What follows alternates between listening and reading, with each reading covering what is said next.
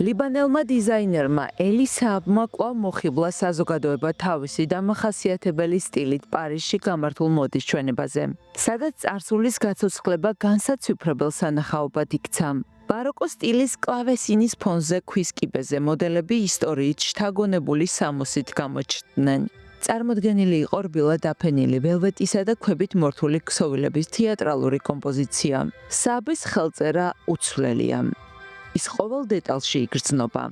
მისთვის დამახასიათებელი მდიდრული ქსოვილები, მარგალიტებითა და ძვირფასი თვლებით გაწყობილი ყელსაბამები კვლავ ამშვენებდა გარემოს. ფერების პალიტრა ზურმუხტისა და მუქ იასამნისფერ ტონებს შორის მერყეობდა, რაც შუქზე ელვარ ემძივებს იდუმალ ფონს სცენდა. განსაკუთრებულ ყურადღებას იპყრობდა მდიდრული კაბები, შლეიფებითა და მკვეთრი დეტალებით.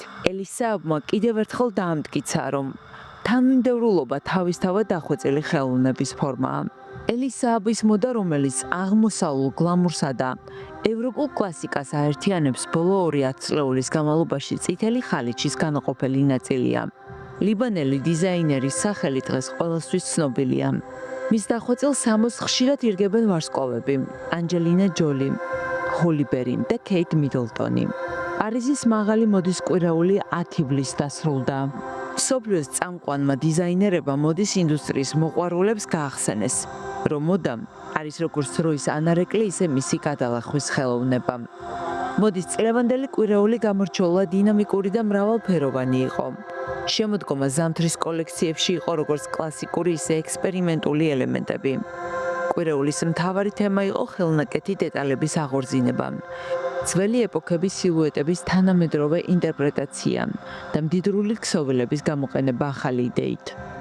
მოდის კრიტიკოსები ამბობენ, რომ ამ სეზონზე საზოგადოებამ იხილა ერთგვარი დუელი ტრადიციასა და სიახლის შორის. ზოგმა დიზაინერმა თავისი სათქმელი სტრუქტურული ფორმებით გამოხატა. ზოგმა კი წარსულისა და მომავლის შერწყმა აწმყოში ძველი სტილის გაცოცხლებით მოახერხა. მიუხედავად იმისა, რომ მოდის კვირაული დასრულდა, მოდის მთავარი დევიზი უცვლელი დარჩა. ელეგანტურობის აღქმა შეიძლება შეიცვალოს, მაგრამ ის არასდროს ქრება.